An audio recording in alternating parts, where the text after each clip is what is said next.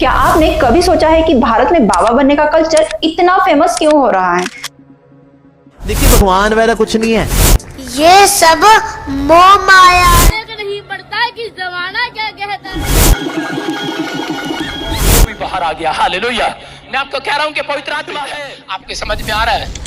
सड़क किनारे छोटे से आश्रम में बैठा या सोशल मीडिया पर लाखों फॉलोअर्स बटोरता कोई बाबा, ये ट्रेंड आखिर इतना पॉपुलर क्यों हो गया है? चलिए आज हम इस बाबा बनने के पीछे की असली कहानी जानने की कोशिश करते हैं। और हाँ, जब मैं बाबा वर्ड का यूज कर रही हूँ तो इसका मतलब ये नहीं कि पर्टिकुलर किसी एक धर्म को टारगेट किया जा रहा है। इस वीडियो का मकसद आप लोगों को फ्रॉड से सतर्क करना है, ना कि किसी धर्म और उससे जुड़ी आप लोगों की आस्था को खराब या बुरा दिखाना। भारत में बाबा संस्कृति कोई नई बात नहीं है। सदियों से संत महात्माओं का हमारे समाज में सम्मान रहा है, चाहे वो रामायण और महाभारत कालीन साधु संत हो या भगवान बुद्ध हो, गुरु नानक हो या फिर संत कबीर हो, इन्होंने हमेशा समाज को एक नई दिशा दी है। लेकिन दोस्तों, मुद्दे की बात तो यहाँ पर यह है, क्या आजकल के बाबा सच में ऐसा कर रहे हैं? कुछ समय पहले तक बाबा आध्यात्मिकता के प्रतीक थे, लेकिन आज ये एक मुनाफे का बिजनेस बन गया है।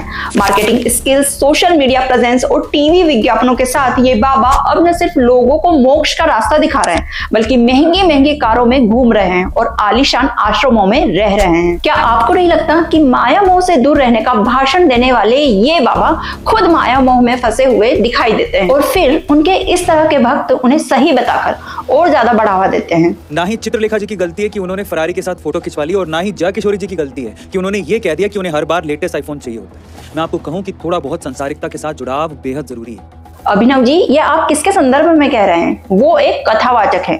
कथावाचक का कार्य है लोगों के हृदय में भक्ति जगाना, ना कि सांसारिक चीजों के प्रति माया मोह जगाना, आसक्ति जगाना। ये कार्य एक कथावाचक का बिल्कुल भी नहीं है। दोस्तों, आपने अपने जीवन में कभी भी किसी न किसी धर्म ग्रंथ को जरूर पढ़ा होगा या फिर धार्मिक सीरियल्स टीवी पर जरूर देखे होंगे। वहां पर क्या पढ़ने और देखने को मिलता है हमें कि राजा के पुत्र गुरुकुल में शिक्षा ग्रहण करने के लिए जाते हैं और वहां के गुरु और महात्मा साधारण जीवन जीते थे, ना कि मोटी मोटी फीस लेकर या दान दक्षिणा लेकर स्वयं राजा बनकर बैठ जाते थे। और ऐसा इसलिए था क्योंकि आप जो बातें कह रहे हैं, लोगों को समझा रहे हैं, वही बातें आपके व्यक्तित्व में भी तो झलकना चाहिए। राजा भर्तहरि के वैराग्य शतक का श्लोक है, मनुष्य एकम वचस्य एकम कर्मण्य एकम महात्मनाम। मनुष्यन्यत वचस्यनत कर्मण्यनत दुरात्मनाम। सरल शब्दों में इसका मतलब है, महान व्यक्तियों के मन में जो विचार होता है वही वे बोलते हैं और उसी के अनुसार कर्म भी करते हैं, उनका आचरण भी उसी के अनुसार होता है। उसके विपरीत दुरात्मा या दुष्ट लोगों के मन में कुछ और होता है, वे बोलते कुछ और हैं और करते तो कुछ और ही है। आपको बिग बॉस से भी ऑफर है? कल ही आई थे बिग बॉस की पूरी टीम। अच्छा, कल फाइनल। तो हो गया फिर सिलेक्शन? नहीं, मैंने मना कर दिया। महाराज जी, वो तो कहते पैसे भी करोड़ों में दे रहे थे। हाँ, तो करोड़ों में देने को तो वो तैयार है। मैं आज बोलूं तो वो करोड़ों रखने को राधे राधे। तो देखना पड़ेगी, एक आपके लिए नहीं नहीं, मैं जो लाऊंगा ना वो भागेगी नहीं, हमको भगोड़ी चाहिए।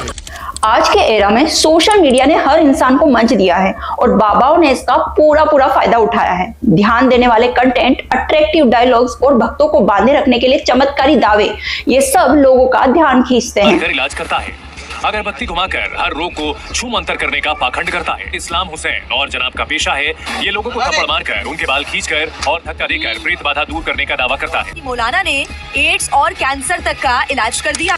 और ऐसे ही झूठ बोलने वाले बाबा आपको हर धर्म में मिल जाएंगे और इनके अनुयायी भी लाखों करोड़ों में हैं। यही कारण है कि इंडिया आज तक विकसित देश नहीं बन पाया है। अब मेजोरिटी ऑफ पीपल ये सब कुछ करेंगे और एजुकेशन पर ध्यान नहीं देंगे तो देश होगा ना गरीब। अब ये देखिए, इतने सारे लोग, इतना बड़ा क्राउड केवल एक इंसान को देखने के लिए आया है, अपना सारा काम छोड़कर, और इन सभी की प्रॉब्लम्स भी लगभग सेम ही होती है। जैसे घर में कलेश होते हैं, पति शराब पीता है, बच्चे माता पिता का कहना नहीं मान रहे हैं, हम गरीब हैं, धन की कमी है, जॉब नहीं मिल रही है, एटसेट्रा।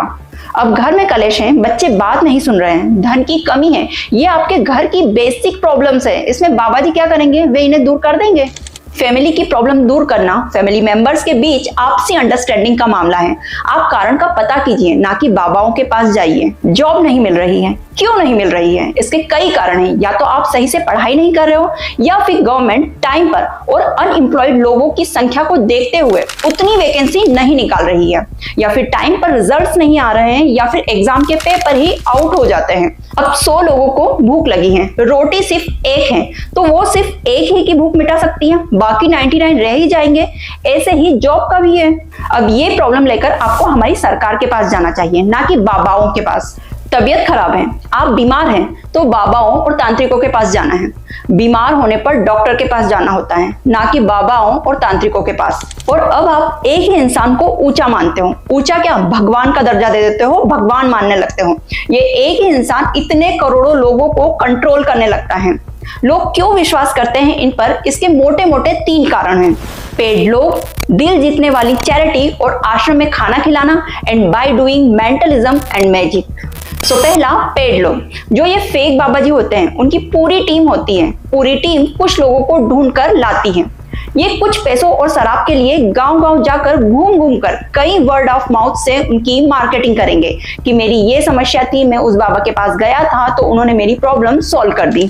अब जो सामने वाला इंसान है, उसकी लाइफ में भी ऑब्वियसली कोई ना कोई सी प्रॉब्लम तो जरूर होगी। वह भी उन बाबा जी के पास जाना शुरू कर देगा। यही वर्ड ऑफ माउथ टेक्निक से गांव के 90% से ज्यादा लोग बाबा जी के पास आते हैं। उनका एड्रेस भी मालूम नहीं होता, लेकिन परेशान होते हुए भी, ढूंढते हुए भी चले ही जाते हैं। कुछ दुख तकलीफ है, हमें घर में बहुत सारी समस्याएं चल रही हैं और उन समस्याओं को देखते हुए हम यहाँ नारियल बांधने के लिए बागेश्वर धाम आए हैं। बागेश्वर धाम आए हैं यहाँ पे नारियल बांधने के लिए। सेकंड ट्रिक है चैरिटी। बहुत सारे लोग बाबा जी से इसीलिए इंप्रेस हो जाते हैं क्योंकि बाबा जी आश्रम में गरीब लोगों को खाना खिलाते हैं। लोग सोचेंगे कितना अच्छा इंसान है, गरीब लोगों को खाना खिला रहा है, जो भूखे हैं, घर भी नहीं है, उन्हें खाना खिला रहा है, आश्रम में रहने दे रहा है। अब देखो, ये तो इनोसेंट लोग हैं, उनकी कोई गलती भी नहीं है। पर मैं आपको बताऊं, ये सेम वही चैरिटी टेक्निक है जो बिलियनियर्स भी इस्तेमाल करते हैं। इंडिया में जो भी काम चैरिटी पर्पस के लिए किया जाता है वो टैक्स फ्री होता है। अगर जो कोई रजिस्टर्ड चैरिटेबल ट्रस्ट को डोनेट कर रहा है पैसा, तो जो आप पैसा कमा रहे हैं उसका प्रॉफिट कम हो जाएगा और आप पैसा इसमें दिखा सकते हैं। इससे होगा क्या, जब प्रॉफिट कम शो होगा तो आपको सरकार को टैक्स भी कम देना होगा। और जो मंदिर, मस्जिद, गुरुद्वारा, आश्रम या चैरिटी ट्रस्ट है जो पैसा रिसीव कर रहा है, उसको भी कोई टैक्स देना नहीं है।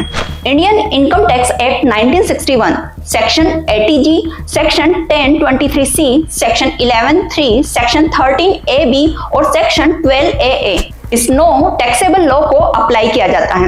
इन सेक्शंस के अकॉर्डिंग दान में दिए पैसे को कुछ कंडीशंस के आधार पर पूरा टैक्स फ्री रख सकते हो। इंडिया में आप जिस भी रजिस्टर्ड चैरिटी को डोनेट करोगे, आपको उस पैसे का 1 रुपया भी टैक्स नहीं देना है। लोग इनकी चैरिटी में दान करते हैं और ये टैक्स न लगने वाले लॉ को एंजॉय करते हैं। हाँ, यहाँ पर कुछ छोटे मोटे कंडीशंस भी अप्लाई होते हैं, पर अपना टैक्स आप बहुत सारा बचा सकते हो। और आश्रम की प्रॉपर्टीज, रेंट और इन सारी चीजों से जो इनकम होती है, आपको उसका 80% उस पर्पस के लिए खर्च करना ही होगा जिस पर्पस के लिए आपने वो चैरिटी ट्रस्ट खोला है। मतलब दान, सेवा, आपको खाना खिलाना ही होगा लोगों को। और टोटल अमाउंट का 85% खर्च करना है तो बहुत सारे लोगों को डेली खाना खिलाना होगा। बाकी का 15% आप अपने पास रख सकते हो और ये पूरा अमाउंट करोड़ों में होता है। एंड ऑफ कोर्स दोस्तों, मैंने बताया है कि हर इंसान में अच्छाई और बुराई होती ही है। बहुत सारे बाबा जी अच्छे भी होते हैं, वो अपने दिल से भी जरूरतमंद की मदद करते हैं, लेकिन हमें ये भी जानना चाहिए कि इन सभी आश्रम एंड चैरिटी वर्क के पीछे टैक्स बेनिफिट्स भी होते हैं। अब देखिए, ये सारे बेनिफिट्स, टैक्स और ये सारे लॉ समझना एक इनोसेंट जो गांव वगैरह में रहते हैं, जिन्होंने इतनी पढ़ाई वगैरह नहीं की है, उनके लिए ये सब कुछ समझना बहुत डिफिकल्ट है। अब तीसरी चीज है मैजिक और मेंटलिज्म। देखो, अब कुछ बाबा जी ऐसे हैं जिनके पास जाते ही वो आपको आपके बारे में सब कुछ बता देंगे। आप क्यों आए हो, आपकी प्रॉब्लम्स क्या है, एक्सेट्रा। बुद्धि मानसिक विचित्र बहुत रहती। परिवार व घर के लोग पागल कहते। हाँ या ना? घर में अशांति बनी, माँ के पेट में चाकू चलती, असहनीय दर्द होता, पूर्व में गर्भाशय का इन्फेक्शन बना, वर्तमान में आधा आराम है, पूर्ण ठीक हो जाएंगी। अब 2024 में भी गांव का नॉन एजुकेटेड इनोसेंट पर्सन तो यही समझेगा कि बाबा जी चमत्कारी हैं। उन्हें कैसे पता चल गया मेरे बारे में? YouTube पर आकर सुहानी शाह, करण सिंह और भी कई सारे लोग इसी तरह का कुछ मैजिक करते हैं, बल्कि बाबा जी से भी ज्यादा बेहतर करते हैं। किसी भी चीज के बारे में सोचिए जो आप मिस कर रहे हैं अभी। Anu ji, I am assuming आप कोई मेमोरी के बारे में सोच रहे थे? जी, एब्सोल्युटली राइट। और मुझे ऐसा लग रहा है कि ये कोई बहुत पुरानी चीज नहीं है। It is somewhere few months या मे बी दिस ईयर की चीज है। आपके एटीएम के पिन बता देंगे, फोन का पासवर्ड, गर्लफ्रेंड का नाम बता देंगे, यहाँ तक कि एक्स गर्लफ्रेंड का नाम भी बता देंगे। एवरीथिंग। आप मन में कौन सा नंबर सोच रहे हो, कौन सा नाम सोच रहे हो, आपके बिना बोले ही बता देंगे। क्या वो लोग चमत्कार करते हैं या कोई देवी शक्तियां हैं उनके पास? बिल्कुल भी नहीं, क्योंकि बहुत सारी टेक्निक्स को मिलाकर ये सब कुछ किया जाता है। जब आप इस तरह की ट्रिक्स देखती हैं, जी, आप जैसे कलाकार जो ये ट्रिक्स जानते हैं कि ये क्या हो रहा है, क्यों हो रहा है, क्या ज़हन में आता है? मेरा काम है मेरी कला के साथ रहना, मेरा काम है मेरी कला को बचाना, और मैं वही करती हूँ। मतलब मैं कलाकार हूँ, मेरा कला ही मेरा भगवान है, मेरा कला ही मेरा धर्म है, ये देश मेरे लिए बहुत इंपॉर्टेंट है, जिसने मुझे ये मौका दिया यहाँ पर कुछ करने का। तो अगर कोई दूसरे व्यक्ति भी ये चीज़ कर रहे हैं, मैं बस ये उम्मीद करती हूँ कि कला का दुरुपयोग ना हो, लोगों की कमजोरी का फायदा ना उठाया जाए। और अब इन सभी बाबाओं से प्रभावित होकर मार्केट में छोटे छोटे बाबा जी भी आ चुके हैं। ये हैं 4 साल के बच्चे भक्त भगवत। ये स्कूल नहीं जाते। नहीं, हम स्कूल नहीं जाते। क्यों? फिर कहाँ जाते हैं? हम गुरुकुल जाते हैं। ये जाते हैं गुरुकुल। बचपन से ही साधु बन गए हैं। वो लोग गए भक्ति करके, और गोलोक जाकर क्या करोगे? आज की डेट में गुरुकुल में माइथोलॉजिकल एंड देवी देवताओं के बारे में और सिर्फ रिलीजन के बारे में बताया जाता है। ये सब सीखना अच्छी बात है, इनफैक्ट बहुत अच्छी बात है, लेकिन इसमें 1% भी atom, science, physics, biology, astronomy के बारे में सिखाया ही नहीं जाता, जिसकी वजह से इनके जैसे बच्चे पूरी जिंदगी भर इन चीजों के बारे में कभी भी नहीं सीखते हैं। आप चीजों को लॉजिकली कभी सोच ही नहीं पाओगे। अगर आपके लिए बचपन में चंदा मामा है तो बड़े होने पर भी आप उसे चंदा मामा ही समझोगे। आपको पता ही नहीं चलेगा कि चंद्रमा पृथ्वी का एक उपग्रह है। और बात सिर्फ एक बच्चे की नहीं है, ये 2 साल का बच्चा जो साधु बन गया, इन्हें ये सिखाया जा रहा है कि सब कुछ माया मोह है, इसमें क्या रखा है। वो माया में फंस जाऊंगा ना, ठाकुर जी का भजन नहीं हो पाएगा। माँ पिता भाई, लेकिन एक्चुअली वो मोह माया है। माता पिता तक माया मोह के संबंध है, ये बताया जा रहा है। ओ माय गॉड, रियली ये तो हद है। ऐसे ही देश के बच्चे साधु संत या फिर बाबा पीर फकीर बनते रहे, कुछ ना करे, सिर्फ और सिर्फ कीर्तन करते रहे, भजन करते रहे। कभी सोचा है तब देश के डेवलपमेंट कैसे होगा? आपको बताएं, आज के बच्चे साधु संत क्यों बन रहे हैं? क्योंकि उन्हें टीचर्स की डांट नहीं सुननी है, उन्हें पढ़ाई नहीं करना है। मैं ट्यूशन जा रही थी, अच्छा, तब वहाँ पर सर एक्चुअली मेरे को बोले ऐसे पढ़ाई करो, वैसे करो, वैसे पढ़ाई करो। मेरे दिमाग में टेंशन हो गया। मैं आए घर पे, आए फिर मन नहीं लग रहा था, फिर चलिए दिमाग में आ गया चल अब यहाँ क्या है, मुँह माया में क्या है, चल अब चलना है। उन्हें स्पेशल ट्रीटमेंट चाहिए, लोग उनकी तारीफ करें, पूजा करें, उन्हें सर आंखों पर बिठा कर रखें। टोटली बड़े बड़े सपने दिखाए जाते हैं उन्हें। कोई तो होता है अपने जीवन में ना जो आपको प्रेरित करता है कि आप इस तरफ आगे बढ़ चलो, आप ये काम करो, इस तरह की पढ़ाई करो। तो कौन है? आपके पिताजी बताते हैं आपको सब कुछ? मेरे को तो देखिए राधा रानी लगानी, वही सब दिखाते हैं, वही सब कराते हैं। फैन फॉलोइंग है इंस्टाग्राम से लेकर हर जगह मैंने देखा है। तो ये आपकी कोई टीम है जो बाकायदा इसे शूट करती है, फिर आप लोग उसको अपलोड करते हैं? हाँ जी, जो कथा में साथ जाते हैं वही टीम। हाँ जी, वैसे तो पिताजी और मैया पेरेंट्स अकाउंट मैनेज करते हैं। जब नेम और फेम सब कुछ ऐसे मिल रहा है तो कोई भी बच्चा क्यों प्रेशर लेकर पढ़ाई करेगा और क्यों फालतू की मेहनत करना चाहेगा? उन्हें रियली ये बताया जाता है कि हाईली एजुकेटेड होकर हाई पोस्ट पर जॉब करने वाला व्यक्ति परेशान है, उसकी लाइफ प्रॉब्लम से भरी है, वो माया मोह में फंसा हुआ है। और अगर आपको ये सारी टेंशन्स नहीं चाहिए तो चलो बन जाओ साधु, फकीर या प्रिस्ट। लाखों कमा कर भी, करोड़ों कमा कर भी अगर आप अभी भी स्ट्रेस फ्री नहीं हो, डिप्रेस्ड हो, तो फिर क्या मतलब? अगर मैंने अपना अच्छा करियर बना दिया, उसके बाद भी अगर मैं खुद ही स्ट्रेस फ्री नहीं हूँ, मैं उसके बाद भी बहुत डिप्रेस्ड हूँ, बहुत चिंताएं मुझे परेशान करती हो, तो फिर क्या यूज उस करियर का? उनके अनुसार क्या करें? सारा दिन भजन कीर्तन करें, माता पिता की सेवा ना करें, या सब कुछ छोड़कर साधु संत और साध्वी बन जाएं? दोस्तों, डेली मेहनत करना, दिमाग को पुश करना, ग्रोथ के तरीके ढूंढना, प्रॉब्लम्स को फेस करना और इन्हें सॉल्व करना, लाइफ के चैलेंज एक्सेप्ट करना, यही जीवन जीने का सही तरीका है। जब आपके काम से आपके माता पिता प्राउड फील करेंगे, उनके फेस पर स्माइल आएगी, वो अपने बुढ़ापे को स्ट्रेस फ्री होकर जिएंगे सिर्फ और सिर्फ आपकी वजह से। और आपकी पूरी फैमिली, बच्चे बड़े सभी खुश रहें आपके काम से, आपसे, यही सच्ची साधना है। और इससे ही आपको सच्ची खुशी मिलती है। गृहस्थ जीवन जीना कोई अभिशाप नहीं है, बल्कि अपनी जिम्मेदारियों से मुंह मोड़ना, डर कर भाग जाना एक कर्ष है। अगर आज हर कोई ये सोचता कि माया मोह में क्यों पड़ना है, तो कोई साइंटिस्ट बल्ब, फोन, इलेक्ट्रिसिटी जैसे किसी भी चीज का आविष्कार ही नहीं कर पाता। और पाखंड से भरे ये लोग माइक और फोन कैमरे की मदद से अपने ज्ञान की जो गंगा बहा रहे हैं, ये सब कुछ नहीं कर पाते हैं। आज आपको जो नेम फेम मिल रहा है, उसे पाने में साइंस का काफी हद तक योगदान है। और अगर ये सब कुछ किसी ने इन्वेंट किया है तो उसने टेंशन भी लिया होगा, सोचा भी होगा, दिमाग पर प्रेशर भी डाला होगा, तब जाके ये सारी चीजें इन्वेंट हुई है। ऐसे ही नहीं मिल गई ये सारी चीजें। एसी में बैठकर वीडियो बनाकर ये बोलना काफी आसान है कि माया मोह छोड़ दीजिए। गुड़गांव में स्काई स्क्रैपर बिल्डिंग्स है वहाँ पर, और क्या लोग ना शीशे वाली जो बिल्डिंग्स है उनमें आके खड़े होकर ऐसे खड़े भी होते हैं, किसी हाथ में कॉफी का मग होता है, तो गांव का होता था सीधा साधा था, कहता प्रभु जी ये तो वहाँ बहुत खुश रहते हो। मैंने कहा नहीं प्रभु जी ये खुश नहीं है। अपने ऑफिस में बैठा व्यक्ति या 15वें माले की बिल्डिंग पर खड़ा व्यक्ति दुनिया को देख रहा है, एनालाइज कर रहा है, वो टेंशन के साथ ये सोच रहा है कि मैं अपने काम को और कैसे बेहतर करूं या किसी तरह से मैं और मेहनत करूं कि लोगों की लाइफ और इजी हो जाए।